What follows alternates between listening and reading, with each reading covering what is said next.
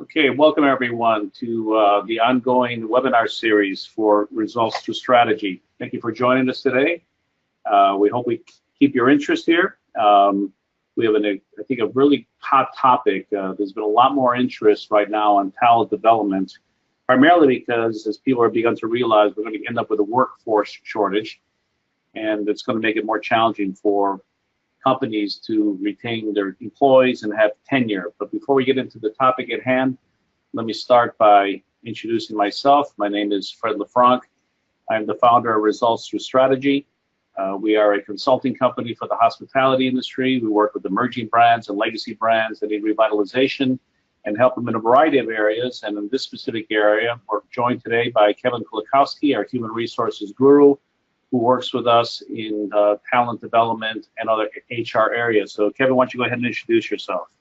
Sure, thanks Fred. Hello everyone, my name is Kevin Kulikowski and I have the pleasure of working with Fred and the Results Through Strategy team. As Fred had mentioned, my role is to support human resources oriented functions within Results Through Strategy for our client base. I reside in Central Florida, actually the Orlando area. And I've been involved in human resources and operations really my entire career with focus on food and beverage, technology, and the manufacturing sector, supporting companies in those areas. I'm really passionate about talent development and how it really helps individuals and companies alike reach their full potential. And I'm honored to be a part of today's presentation and discussion. So just for those of you who have joined us in the past, just to remind you, you can ask questions in the little chat bar to the right of your control panel up where the screen is. We'll either get to them as they pop in or at the end when we have a Q&A session. You will be getting a link to a copy of this webinar. So for those of you who are checking emails while you're listening to this, you'll be able to see the slides that way. So we'll get started here. So the talent development is a challenge, I said earlier. We have this changing workforce, and it's not just the millennials. You have the centennials not too far behind who are already part of the workforce. The millennials are now the largest cohort because the boomers keep on dying, so it's a losing battle for the boomers. But you do have 5-generation workforce for the first time ever, and they all have very, very different values. And for those of you who are supervisors and leaders, either of team members or managers or department heads in the corporate office, you recognize that each cohort and each individual has a different set of values. So the trick is, how do we have employee engagement? And now more than ever, that's the most important thing to consider. Employees have really changed. They recognize with all the layoffs in the last 10 years that being loyal to a company doesn't always work out to your benefit because the company may not be loyal to you. Now, I don't say that cynically. What has forced companies to begin to realize if they want to attract the best and keep the best, then they've got to give them a compelling reason to want to work there and stay there. I remember when I was coming up in my career, if you ever wanted to leave a job, you give a 2-week notice. Well, now they just don't show up for the next shift if they don't agree with what's going on. So it's really, really important to begin to recognize what a company's purpose and shared values are, and that's what's going to resonate with employees. Today, as we explore talent development, we'll spend a little bit of time talking about the employee journey, which is a topic of a webinar that we did before, which you can always access through our website, and then just show you where we're going to focus on talent development is after the hire part, obviously.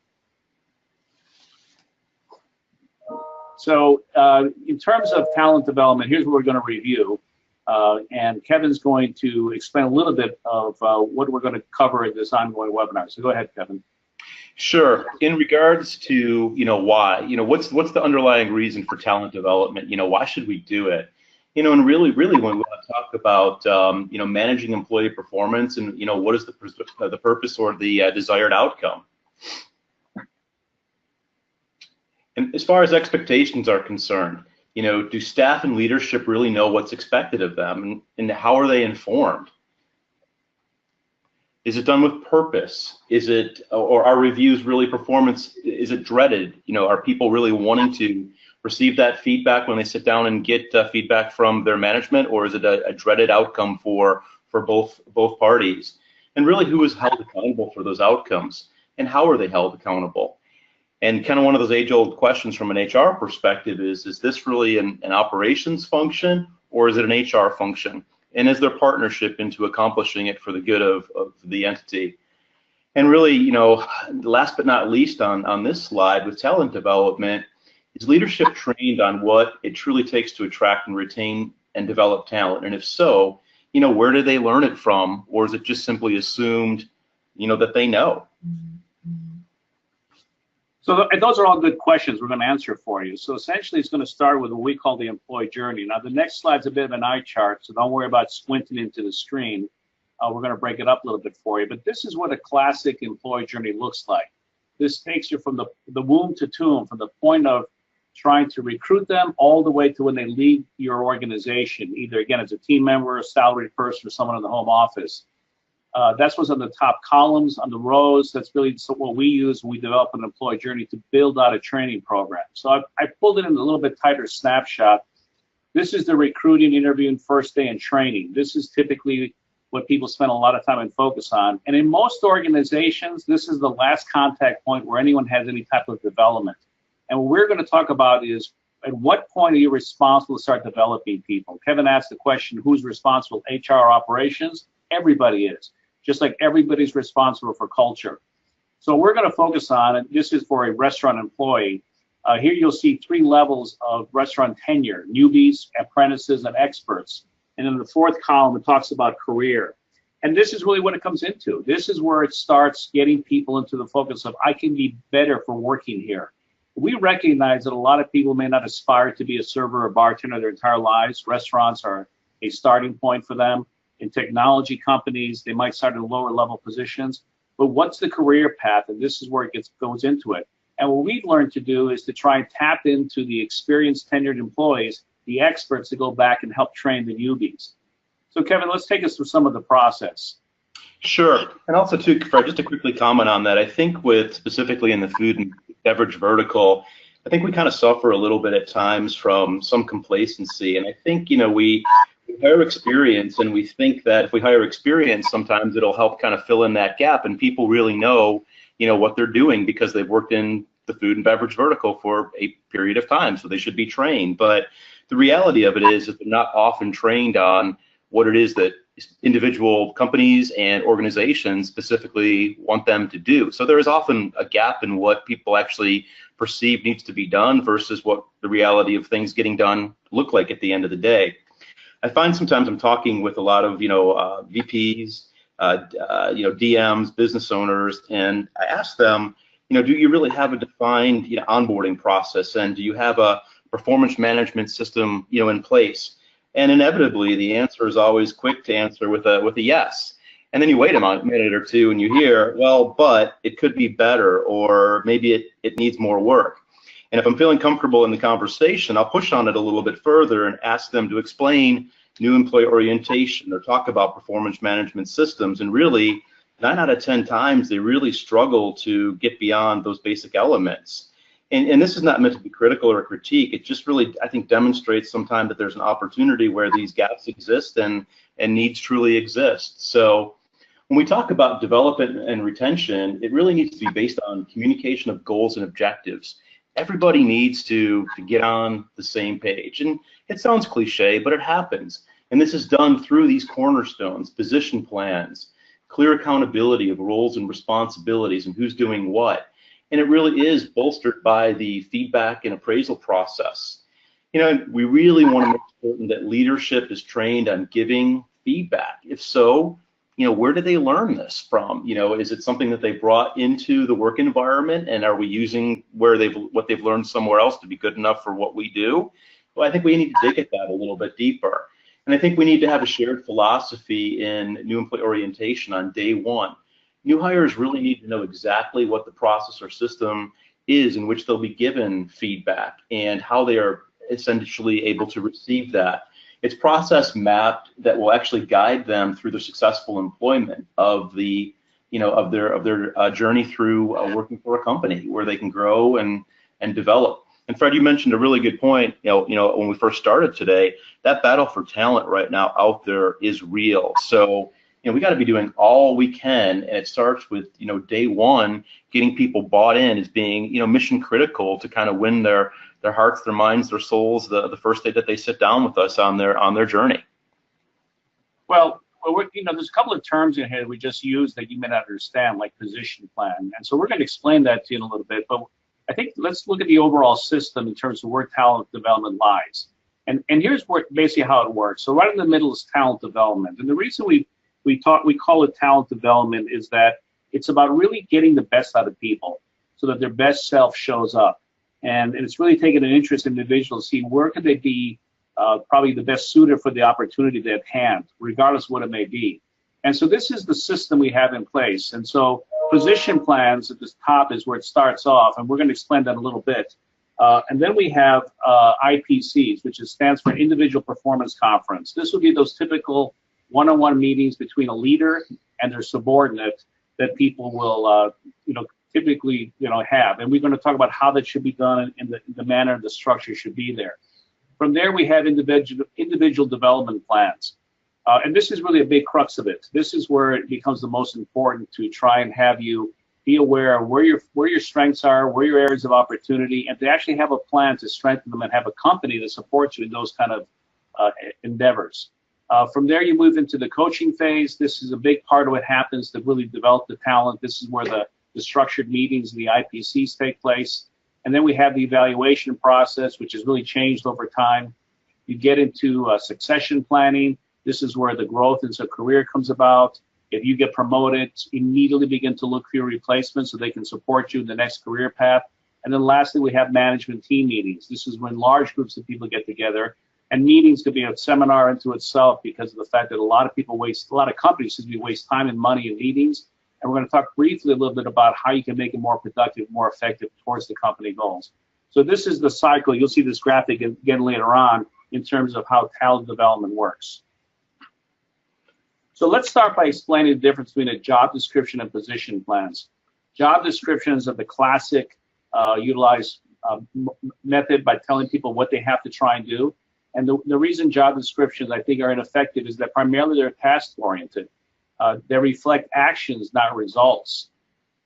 They're short-term in nature. And at times it creates a culture of micromanagement. And that's what a lot of people don't like anymore. You've got a knowledge worker nowadays and someone who's really trying to apply themselves to their job at hand.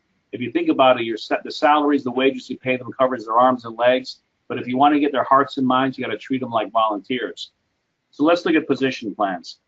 Position plans are different.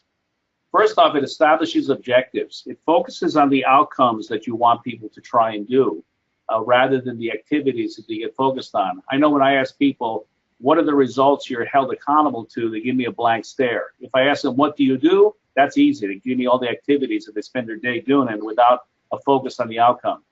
Position plans align strategies and goals. Strategies and goals to fulfill your position plan mission, strategies and goals to support the company in terms of what they're trying to achieve. It defines major areas of responsibilities rather than just activities. And then lastly, it sets performance results tied to long-term results. So it's a short-term and long-term view against what you're trying to achieve. Have you have any comments on that? Yeah, I think too, Fred, I want to talk on the position plan piece just real quick where, just kind of in practice where, a lot of times I think, we all know that position plans or job descriptions is what they've been previously called from our perspective, that they exist. Employees may never see them on day one. They may never see them to sign off on them. And what we're really talking about, talent development here, is bringing these position plans to life where they're engaged in what they do. And to me, that happens even in new employee orientation, day one. Employees sit down and not only are able to review and read their position plans, but even prior to that, they can mentally create their own position plan, and they can start talking about and thinking about their duties and responsibilities.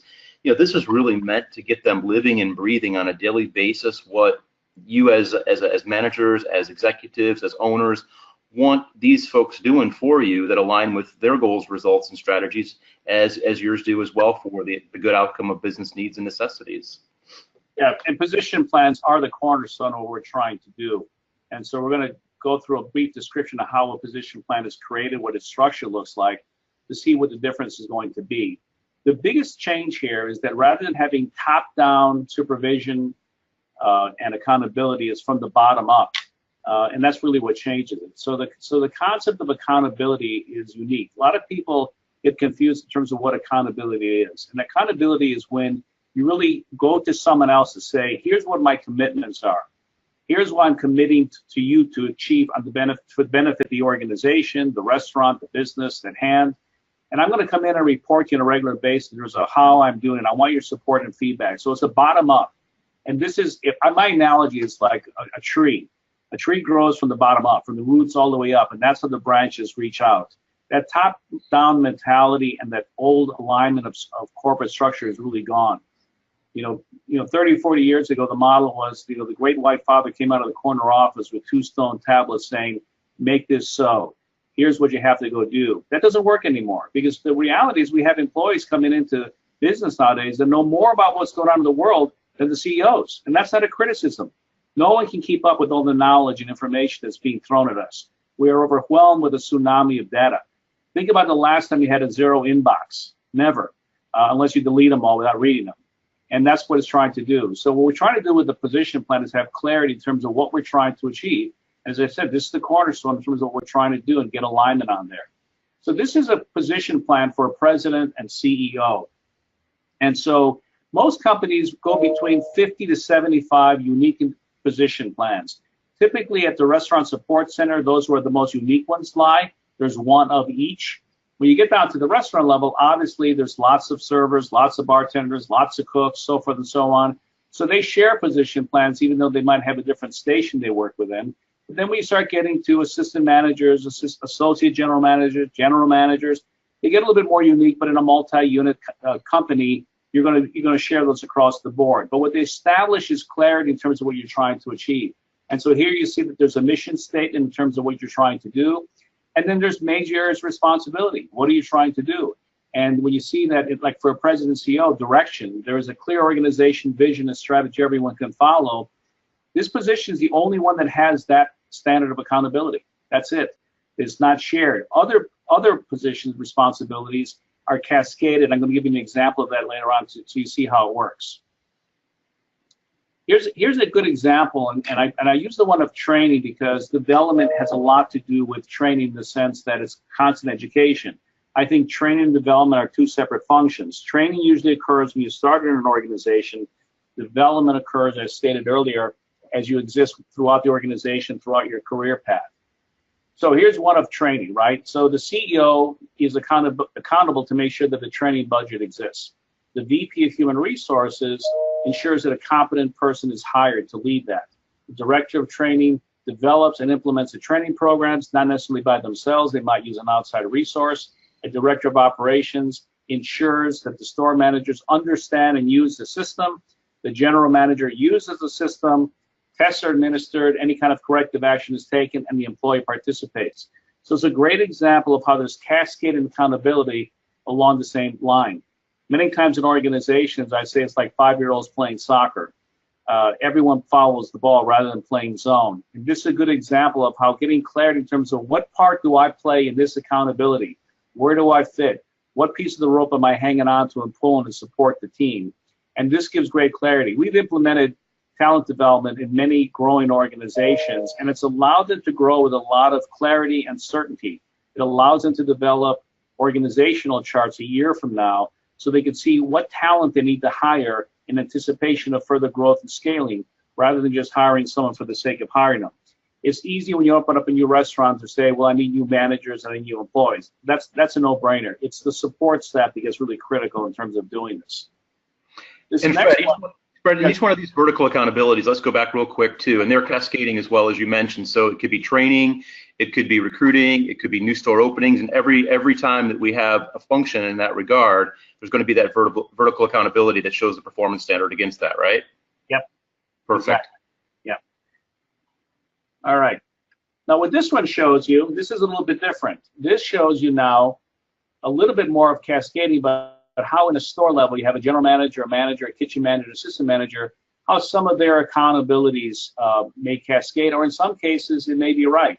So if you look at, or it should be not right, but be the same. So if you look at human resources, we have the right people ready for growth. That's shared across the board. That's universal, as opposed to, let's say, marketing, where we know our guest and our position in the market for the general manager, or for the assistant manager, that the program merchandising, which is a term to be used for a shift, is effective in increasing repeat business. the kitchen manager, menus reinforce our position. And when you take an organization through this, it can be initially confusing because they have to change the way they think. Instead of focusing on doing something, they're focusing on an outcome and a result. When you get people excited about what the outcomes are and the results, they figure out how to get there. Training programs 30 years ago were thick manuals that people had to read and memorize. Now you've got short videos and cue cards because no one wants to read those manuals anymore. They want to inject their own personality, which they can do, and their own intelligence and creativity if they are agreeing on what the outcome is meant to be rather than the process on which to get there. Some things we recognize need to be trained correctly, like food handling. You don't just say, well, we want the food below a certain temperature so we don't kill anybody and figure it out on your own. You show them the technique because that's different. That's a different kind of standard. But when it comes to guest engagement and proper service, that's where a little bit more unique personality comes in. So Kevin, let's switch gears a little bit. Let's talk a little bit about communication. Absolutely. I want to take that back to, really I believe in an environment where, open communication is practiced. It's key. And this really could have started even, before the first day of employment. It can start even in the recruiting process or when that first touch to that person who's going to come on board and join your team. And I know, we're not talking about recruiting specifically today, but, that whole process starts with how that person was treated the first time as far as communication is concerned. When they applied for a job, was there good follow-up? Was there good communication? Was there an interest showing in them as an individual? And this really helps to lay the foundation for this positive communication that we're talking about. It effectively helps start this clear, concise, and honest feedback. And the feedback that people are being given it's job related, it's results oriented, as Fred mentioned a minute ago. It's not task oriented, it's results oriented. And really, it's coming from a place of trust that we're able to build with people from the first time that we touch base with them in the process of bringing them on board as an employee and hopefully a long and gainful career. Well, you mentioned trust, Kevin, and we talked about position plans being the cornerstone of talent development. Well, trust is the cornerstone of all relationships. Mm-hmm. Hopefully everyone on this webinar is involved in some relationship with a family member, a loved one, a child, whatever, a friend, whatever the case may be. And so trust is one of these things that people use but may not understand how it works. So I just want to spend a couple of minutes explaining it dynamically. So trust always starts in the middle. So we have on the left side of this shot here a trust scale. It starts in the middle with maybe, seeking to have clear understanding about what the relationship is going to be on. And relationships change. The trust level changes because trust is dynamic. It's not static. You cannot assume it. A lot of people assume trust exists because of a role. It does not. Just because you're the person in charge does not mean that people automatically trust you. And those of you who work for bosses that you find untrustworthy know exactly what I'm talking about. Trust is earned or lost. It can be corrected, redeemed, or adjusted, and it moves up and down. And this is what's important to understand that. So if you lose trust in someone, you go from maybe to skeptical. If they continue to violate the commitments, you go down to distrust. And ultimately, betrayal by far is the worst part of trust in terms of something you can commit against somebody, and it's very difficult to recover from that. On the more positive side, as people make and keep commitments, you have conditional trust. You say, okay, as long as they keep on performing in this manner, they keep on doing what they committed to do, I will trust them more and more. Eventually you move up to trustworthiness, and the most difficult one to attain, not because it's impossible, but because it does require a lot of vulnerability on both sides, is unconditional trust. And that is not always achieved by everybody, but it's something to begin to do. And we're not talking about trust where you trust someone to behave the way they always behave. You're talking about where someone is expressing vulnerability, willing to be open and transparent in terms of what they're trying to do, but most important to show integrity and do what they say they're going to do. So on a more humorous side, as we talk about communication, sometimes trust can be, or communication can be one way, and this sort of gives you an example of that, and it's not what we want to do. So Kevin, I'll let you talk about sort of the benefits of positive communication. Sure, and as Fred's talked on a couple times, I believe that we are really in a battle for talent, and it's my opinion that if this battle right now is not on a company's radar, they really are in the potential to already lost the war. So it really is taking the time to, individualize your message. It's really important to make certain that, you're taking the time with each person, understanding their needs, their wants, their desires, and how to build that talent through communication to ultimately work towards achieving, an understanding, a message of deliverables for both that person receiving the message and both that person of giving that message. This is very different than on-the-job feedback. It's different than really teaching somebody how to do side work or rotating inventory or successfully sweeping a floor. It's very detailed oriented and very deliberate in the type of message that is given. There's discussion, there's dialogue, and there's really a desire to reach common ground and understanding through the type of communication that's delivered. Going back really quick, I think also too with communication, it's really important to recognize that it needs to be done with consistency. And it's really difficult to do this if communication is modified or tempered or molded to an individual that is a different impact on others when we're also looking for the same results. We want to individualize the message to a point, but we also want to make sure that our communication is consistent. We're not hot-headed or fly off the handle with some folks that we talk to, and we're not easygoing with other people because they may be perception by staff or others that they're more liked or favored. We have to be really, really careful in giving that message consistently to everyone who is the affected outcome of that message. So Kevin, let me talk a little bit about how individual performance conferences are, IPCs.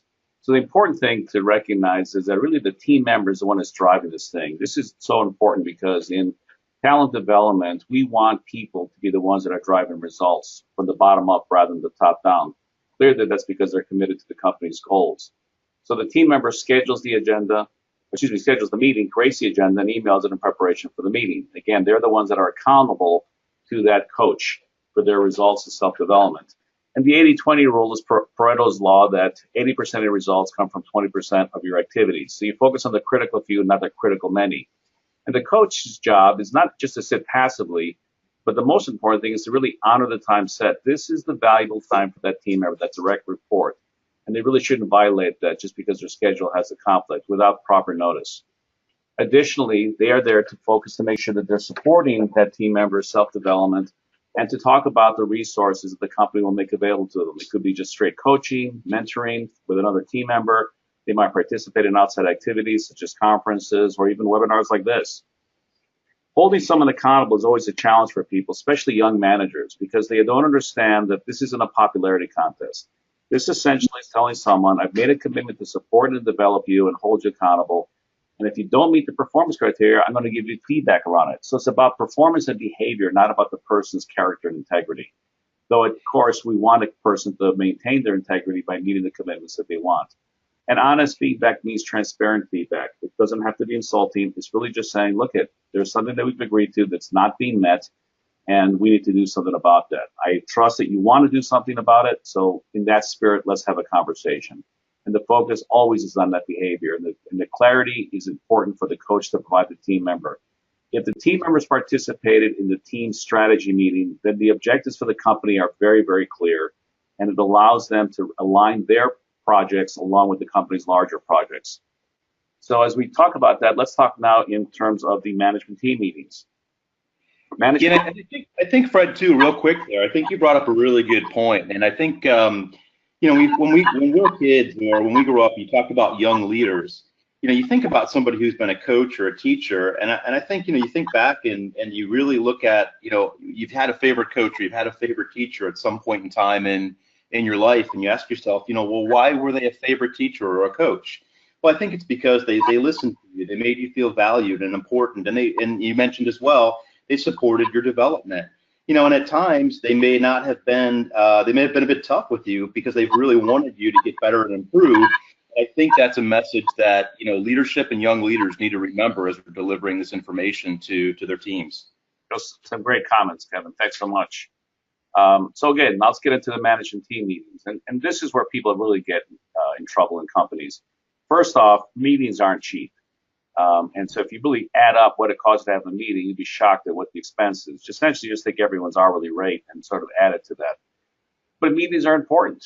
Meetings are essential because they help people collaborate and coordinate and also build a sense of community within the culture.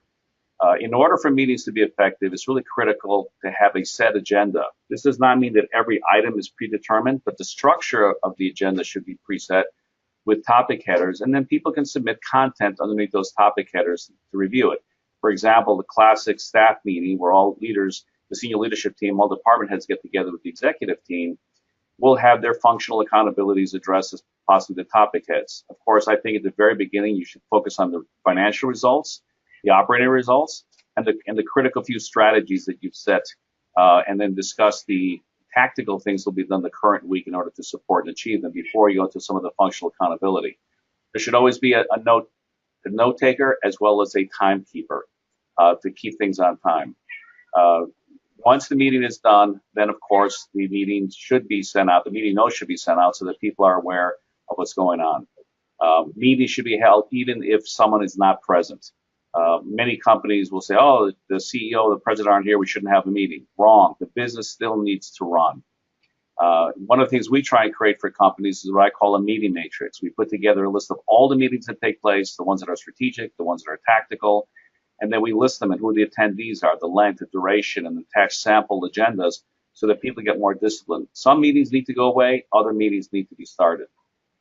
One of the practices that Jeff Bezos does at Amazon is that before a meeting begins, people are given a one-page summary of what the intent of the meeting is and some of the key talking points. So the meeting starts silently so that everyone gets focused and present. Along with that, all cell phones are banned from meetings. They're typically hung at the door in one of those wonderful little hanging plastic shoe racks so people can still see their phone because we know they'll be twitching, but it lets them now move forward and get things going. And that's essentially how it happens. Those are how meetings go. The other thing that's important, and I had a session the other day with a company, is the discussion around how to make decisions. This is not consensus building. It's about sharing information, getting everyone's input, and a decision has to be made. One of the most important practices also done by Amazon is to disagree and commit.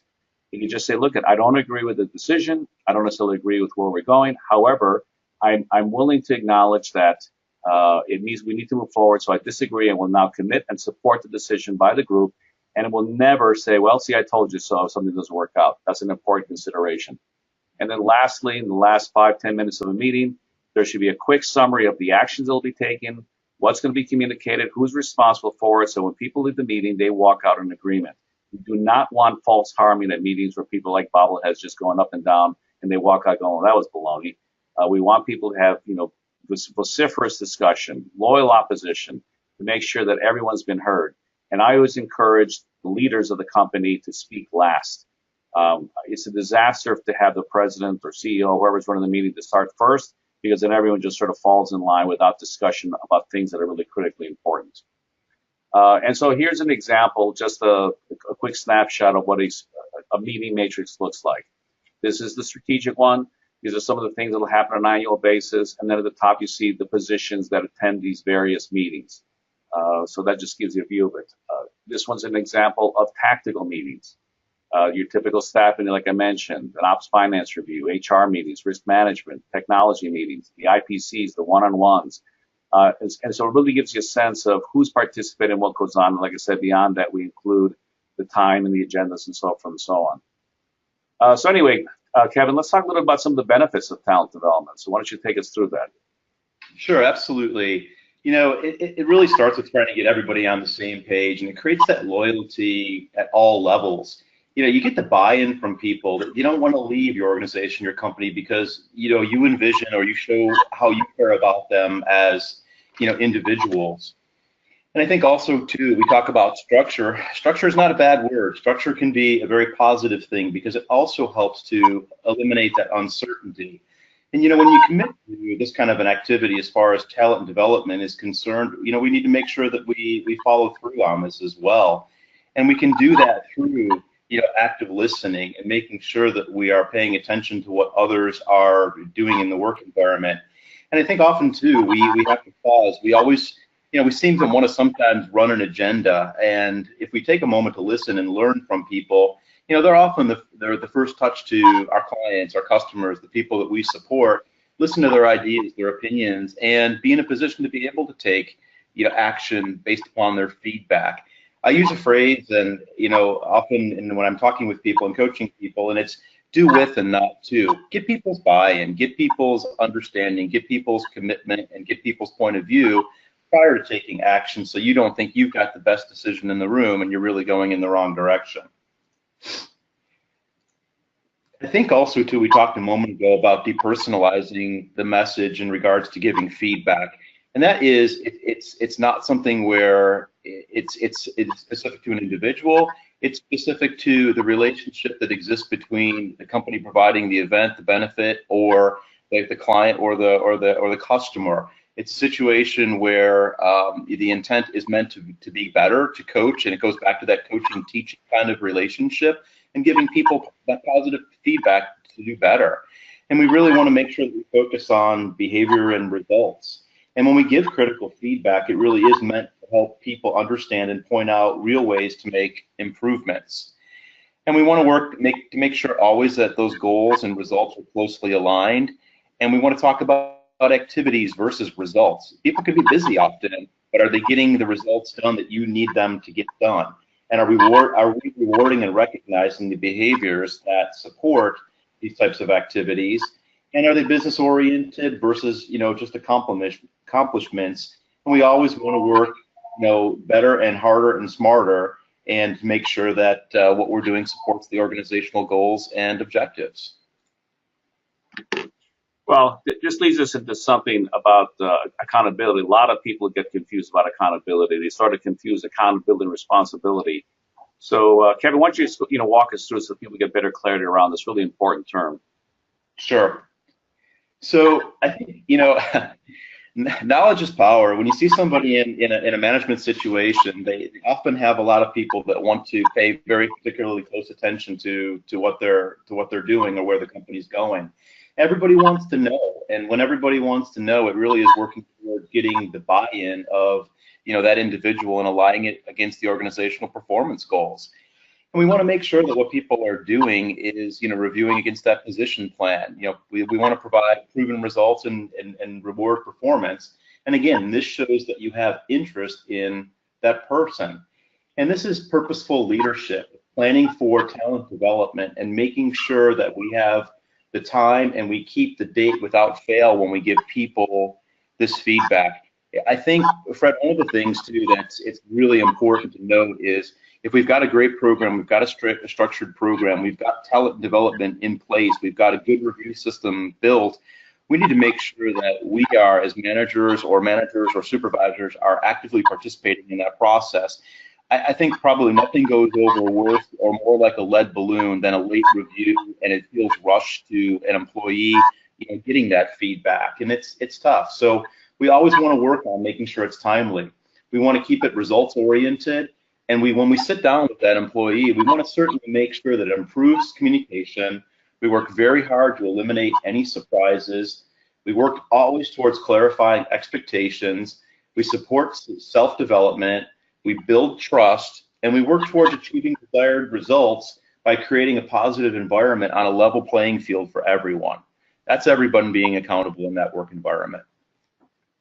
Well, that's excellent. Well, so let's bring it back to a graphic we showed at the very beginning of this webinar. Talent development is the middle of all these activities. We try to give you a brief overview of how it works and how it operates and the importance of each process. It's a holistic system.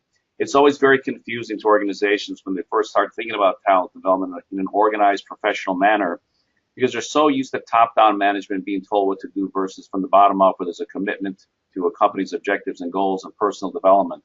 But what I'll say, in the dozens of companies that we've implemented this in, the results that they get are amazing because people are allowed to inject their own freedom of thought. They have judgment. They're able to take personal initiative, and they're not standing around like a wind-up doll being told what to do. So some of the things that we're doing here, as we saw, is that it's used to develop and motivate employees for everyone's benefit. And most importantly, really, it's a culture of accountability and results orientation. You get achievement-aroused team is the most effective way of building successful companies where increased revenues, increased profits, especially in today's world where change is so constant and it's always increasing. And now people really get a constant constructive feedback on their performance, and they want to know how they're doing. They may not like the message, and the leaders may not like to deliver the message, but if you don't give them some course correction, they'll never get to what you want to do. And most importantly, you get the collective benefit of a team. I was with a group the other day. We're sitting on a large conference table. The company's not performing that well, and I said to them, well, let's just do a little experiment. So I looked at one half of the room and said, why don't you try and pick up this, 350-pound table from your side of the room, 1 inch off the floor, but you can't stand up, you can't use your legs, you can only use your hands where exactly where you're seated. And on this side of the table, we're going to sit here and watch it. In fact, we're going to lean on it. And of course, they tried to pick it up, and it tipped over a little bit. And they were kind of, I said, what does that feel like? I said, well, it felt stupid. You guys weren't helping. You were laughing at us. And really, we're set up for failure. And I said, you're right. So just to prove the point that we can participate too, my side of the table, try to lift the table. Very heavy table. People are straining to try and lift it up. And of course, we only got it up about an inch or so, but it was tilted over because the goal was parallel off the floor. And everyone on this side said, same thing. This team wasn't helping us. Nobody was helping us, and so forth and so on. And I suggested to them, that's how many people run their companies. Everyone's working hard. Everyone's straining. Everyone's trying to do the best they can, but they're lacking communication, coordination for the objective. So then I told everybody, okay, take 3 fingers. Sit where you're at. On the count of 3, 1, 2, 3, lift. And here's a group of people, half women, half men. The table flew 12 inches off the floor. And I said, what was everyone's individual effort? They all responded very small. What was the collective result? It was enormous. And that's the point. That's how you want to run an organization. Everyone in coordination with proper communication, clearing the objectives, understand what they're trying to do, can do minimal effort individually and have great collective results. And that's the benefit of talent development. You make people stronger, you make them better, and you make them part of a better team. And I really want to thank the attendees for this webinar to be here. I know we answered some questions along the way. You will get a copy of this webinar link, and hopefully you'll be able to join us in the future for our next in the series of the RTS webinars. Thanks again, and have a great day.